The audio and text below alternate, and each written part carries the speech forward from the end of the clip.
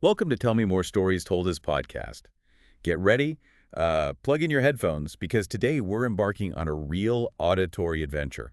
We are indeed. We're diving deep into the story behind the sonic boom that, let's face it, changed how we listen to almost everything. It's the story of Spotify. Yeah, and we're not just skimming the surface here. Forget the usual tech headlines. We're going to uncover some of the, well, surprising twists and turns behind this global audio giant. It's a fascinating story, and you really have to cast your mind back, don't you, to a world before you could just tap your phone and get, like, millions of songs instantly. Exactly. Feels like ancient history now, but it wasn't that long ago. Think bulky CDs, maybe slow, painstaking downloads if you were lucky. Right. That was the reality back in April 2006. Then these two Swedes, Daniel Ek and Martin Lorentzon, they have this vision right there in Stockholm. They did, and their core idea, it was about making music accessible. The name itself, Spotify, has a bit of a fun, maybe slightly fuzzy origin story. Oh, yeah. Tell me more. Well, the sort of official legend is that it was almost an accident. Like someone misheard a word shouted across a room. Veek later kind of clarified or maybe reframed it, saying they thought of it as combining spot and identify. Spot and identify music? Makes sense. But maybe the misheard story is more fun. Huh, maybe it is. But whatever the true origin, that name, Spotify, it definitely stuck. So let's rewind properly. Stockholm, April 23rd, 2006. You've got Daniel Ek, he was the former CTO at Stardoll, quite young, a tech whiz. And Martin Lorentzon, the co-founder of Trade Doubler, bringing more of the established business experience, perhaps. Precisely. A good combination. And what's really striking is how quickly things started moving, even though, it wasn't all smooth sailing from day one. No, rarely is, right? Yeah. So when did it actually launch to the public? They kicked things off publicly in October 2008. That was in Sweden, Finland, France, Norway, and Spain initially. Okay, a select few countries to start. Exactly. But then, just a few months later, February 2009, they opened the doors to the UK. And the reaction was, well, huge. Huge how? Like good huge or scary huge? Both, probably. The demand was so massive they actually had to backtrack, temporarily go back to an invitation-only system just to cope with the flood of people signing up. Wow. That's like launching a website and having it crash immediately from too much traffic. A good problem to have maybe, but still a problem. Definitely a sign they were onto something big. Meanwhile, those of us in the U.S. had to wait a bit longer. Yeah. When did we finally get it? Felt like forever. July 2011. And it arrived with that ad-supported free trial model. Initially, there were some limits, like how many hours you could listen for free per month. I remember those limits. They felt restrictive after a while. They did, but eventually Spotify removed most of those free tier listening caps, which, really opened the floodgates. Suddenly, millions had access to this vast library just with ads sprinkled in. And that free tier was crucial for growth, wasn't it? Absolutely fundamental. And you saw their physical presence grow, too. By February 2017, they were making a big splash in the U.S., expanding their New York City operations, taking space down at 4 World Trade Center. That added about 1,000 jobs. Right, though their main U.S. headquarters is still in the Flatiron District, I think. That's correct. So this user growth, it was mirrored by some pretty incredible milestones on the platform itself in terms of listening. Like what? Are we talking about hit songs? Yeah, exactly. It became a new way to measure impact. Ed Sheeran's Thinking Out Loud, for instance, that was the first song ever to hit 500 million streams. 500 million. 500 million streams. Yeah. That just sounds insane. A completely new benchmark. It really was. But you know how it is. Benchmarks get broken. Soon after, Lean On by Major Lazer and DJ Snake, featuring me, surpassed that. Right, and then it became this sort of battleground, didn't it, for who had the most monthly active listeners. I remember seeing headlines about Rihanna, Justin Bieber. Drake, The Weeknd, they all held that top spot at different times.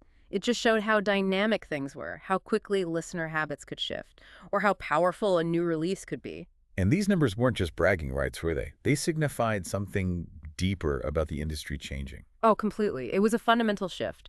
When Drake's One Dance became the first song to hit 1 billion streams, well, that just demonstrated the sheer scale we were dealing with. The potential of streaming was undeniable then. 1 billion. Wow. Yeah. And artists could leverage that platform for massive immediate impact too, right? Like Taylor Swift. Absolutely. When she dropped Look What You Made Me Do in August 2017, It just shattered the single-day streaming record at the time. It showed the power an established artist had when they fully embraced streaming. And tragically, that record was broken again under very different circumstances with XXXTentacion Sad after he passed away in June 2018. Yeah, that highlighted a different aspect, the deep connection fans feel and how they turn to music, especially on platforms like Spotify and moments like that. So all these individual song milestones, they're happening against a backdrop of just mind-blowing user growth overall. Mind-blowing is the right word. Think about it.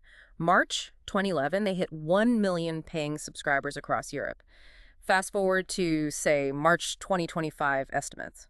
We're talking 268 million paying subscribers and a total of 678 million monthly active users. That's what, more than 500 million people using it every month? Yeah, it's not just growth. It's genuinely reshaping how the world listens to audio. Full stop. And the engine driving a lot of that initial growth and continued accessibility has been that freemium model. Definitely. It's a clever approach. Give away the basic service with ads, make it super easy to get hooked, and then offer the premium ad-free offline experience for a subscription. It's been incredibly effective at attracting a massive, diverse user base. But they haven't just stuck with that exact model, have they? They've tweaked it. I remember something about albums being premium only for a bit. That's right. In 2017, they experimented. They struck deals initially with Universal Music Group and later with indie artists via the Merlin Network, allowing artists to make new albums exclusive to the premium tier for, I think, up to 2 weeks. Interesting. So creating a little window of exclusivity to nudge people towards paying. Exactly. A way to add extra value to premium and perhaps appease some parts of the music industry, too. It was a way of, flexing their considerable muscle. Speaking of bold moves, how they went public was also a bit different, wasn't it? No traditional IPO. Correct. April 2018, they listed on the New York Stock Exchange using a direct public offering, a DPO. It's less common. Instead of the company issuing new shares to raise capital, a DPO mainly lets existing shareholders, like employees and early investors, sell their shares directly to the public. So less about raising new money, more about providing liquidity for existing holders. Pretty much. It signaled a certain confidence, perhaps, that they didn't need the immediate cash infusion of a traditional IPO. And following that, they really went on an expansion spree. Not just users, but acquiring other companies. Oh, yeah, the acquisition trail. Yeah. That really picked up pace. Yeah. What were some of the key ones? Well, early on, you had things like Tunigo for music discovery and the Echo Nest, which was huge for music intelligence and personalization powering features like Discover Weekly. Those really strengthened their core music product. Right, making the app smarter about what you might like. Exactly. But then came the really big strategic shift, the major push into podcasting. That felt like it happened quite fast. Gimlet Media, Anchor FM. Parcast, The Ringer. They bought up major podcast production houses and platforms. And then the huge headline-grabbing exclusive deals. The Joe Budden podcast was one, but the massive one was the Joe Rogan Experience. The Rogan deal. Reportedly around $100 million, maybe more. That sent shockwaves, didn't it? It absolutely did. It was Spotify planting a flag saying, we're not just about music anymore. We want to own audio. And it wasn't just acquisitions. They built a whole web of partnerships, too. Oh, an incredible web. PlayStation Music early on, partnerships with SXSW, WNYC Studios for public radio content, integrating with Waze for navigation. Didn't they also take over users from Microsoft's old music service? They did, Groove Music. They partnered with Tencent Music in China with a kind of share swap, integrated with Discord for listening parties, bundled subscriptions with Hulu, teamed up with ESPN and Netflix around the Last Dance documentary. It keeps going. Churning Entertainment for film TV potential, DC Comics for audio shows, FC Barcelona sponsorship. Even venturing into the metaverse with Spotify Island on Roblox and collaborations with Patreon for creators, it's become this sprawling ecosystem. But with great power, as they say, comes great controversy. It hasn't all been smooth sailing. Not at all. Big companies attract scrutiny. Their long-running dispute with Apple over App Store fees and competition is a major one. It's a classic platform power struggle. A 30% cut, right? Yeah. Yeah, that's been bubbling for years. What else? There was the temporary removal of a load of K-pop music from Kakao Entertainment Corp. That highlighted just how complex global music licensing is.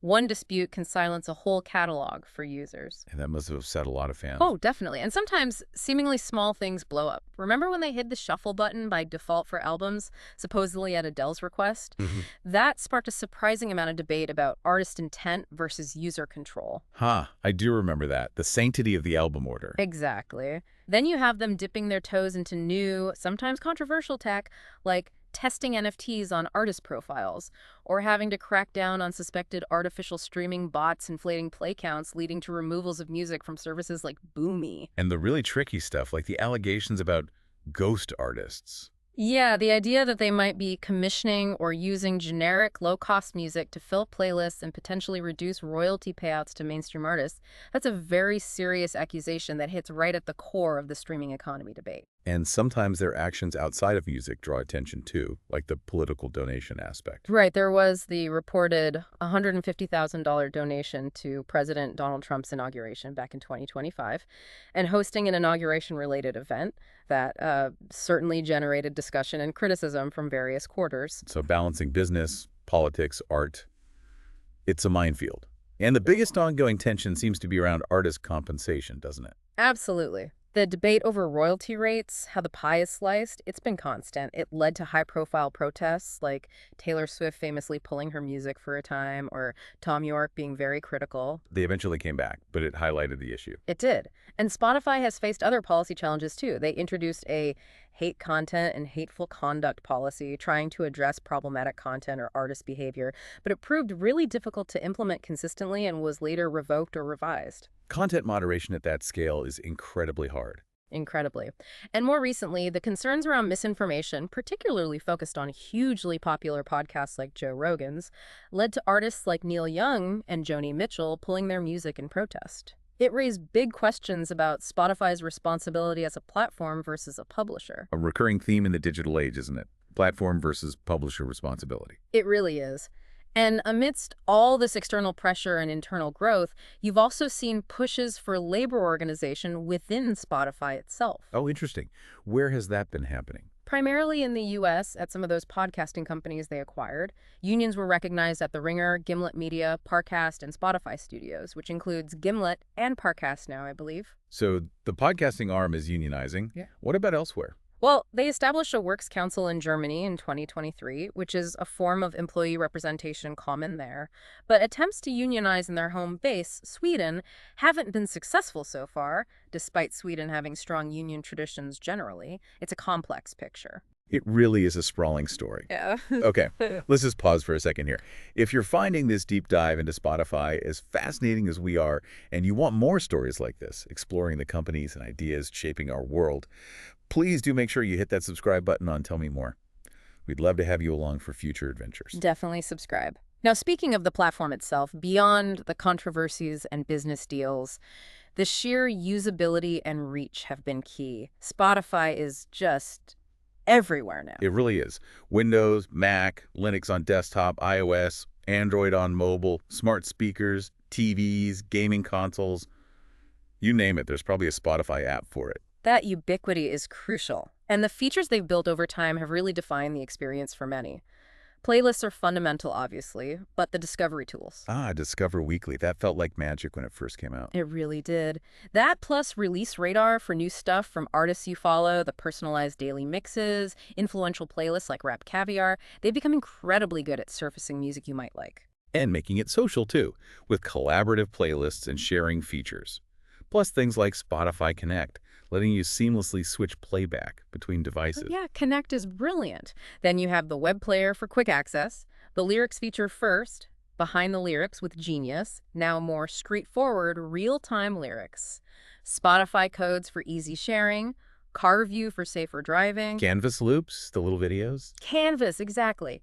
And the What's New feed to keep track of releases. It's a constantly evolving feature set. And all along, they've been fine-tuning those limitations on the free tier, trying to find that balance. Right. How much do you give away to keep free users engaged versus how much do you hold back to encourage subscriptions? It's a constant calibration. And technically, under the hood, it's complex, right? Proprietary tech, DRM. Yeah, proprietary streaming tech with digital rights management to protect the licenses. Premium users can also integrate their own local audio files, which is a nice touch.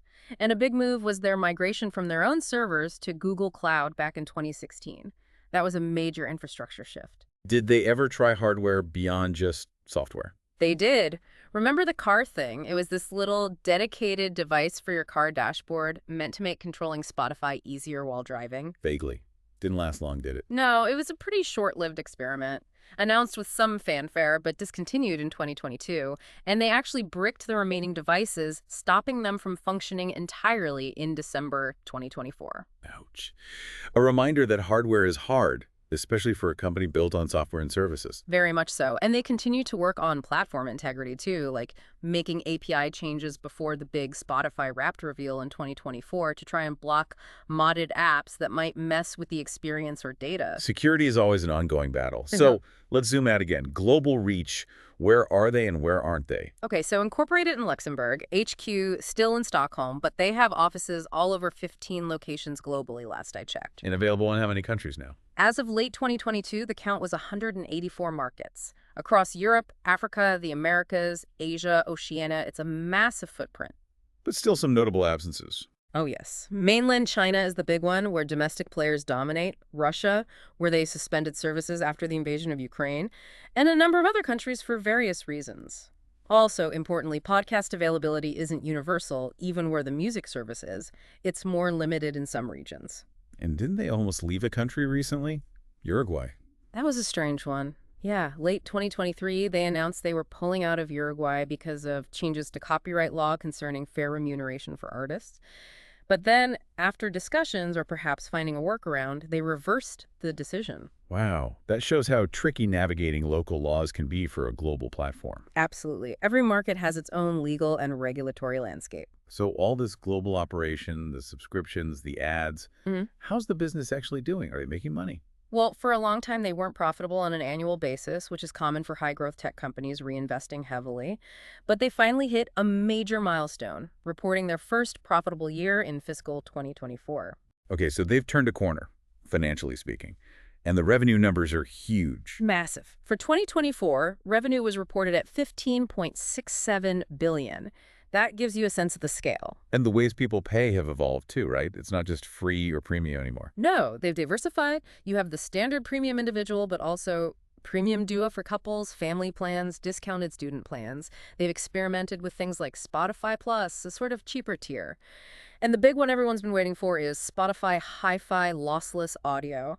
Announced, but still not fully rolled out widely. Yeah, the hi-fi saga continues. And they even tried selling downloads once, didn't they? Way back. They did, very early on, from about 2009 to 2013. But clearly, streaming was the future they bet on, and rightly so. So monetization is subscriptions and ads. But that royalty model keeps coming up as a point of friction. It's the elephant in the room, always. How they calculate and distribute royalties is incredibly complex and often controversial. They introduced a new model in 2024 that, among other things, changed how shorter, sort of functional tracks like nature sounds or white noise get paid, and also started bundling audiobook access into premium tiers, which has its own implications for authors and publishers. It never seems to be fully settled. Probably never will be entirely. It's a constant negotiation and evolution.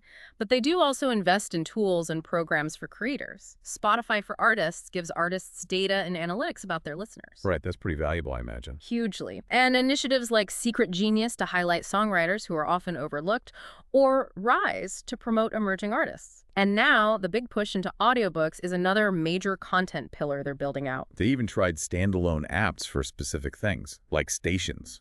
Yeah, Stations by Spotify was a more radio-like experience. Didn't stick around, though. They seem to prefer integrating things into the main app now. It's this constant cycle, isn't it? Innovate, experiment, integrate, sometimes sunset features, adapt. It really is. So as we kind of bring this all together, what's the big picture on Spotify? Well, it's undeniable that from that initial idea in Stockholm, that maybe misheard name, Spotify has become a truly global phenomenon. Its journey has been one of incredible growth, technological innovation, and yes, navigating some really complex challenges and controversies. And it's a story that's definitely not over yet. Not by a long shot. It keeps evolving. So for you listening, what does all this mean? Spotify has fundamentally changed the game for how we access and discover music, Podcasts, now audiobooks. It's created amazing opportunities, incredible convenience. But it also keeps fueling these crucial debates about value, about fair compensation for creators, about the power of platforms. When you listen, you're participating in this ecosystem. Exactly. So maybe the thought to leave you with is this. As you hit play on your next favorite track or dive into a podcast, just consider that balance. The ease of access for you, the listener, versus the complex economics and pressures for the artists and creators behind the sound.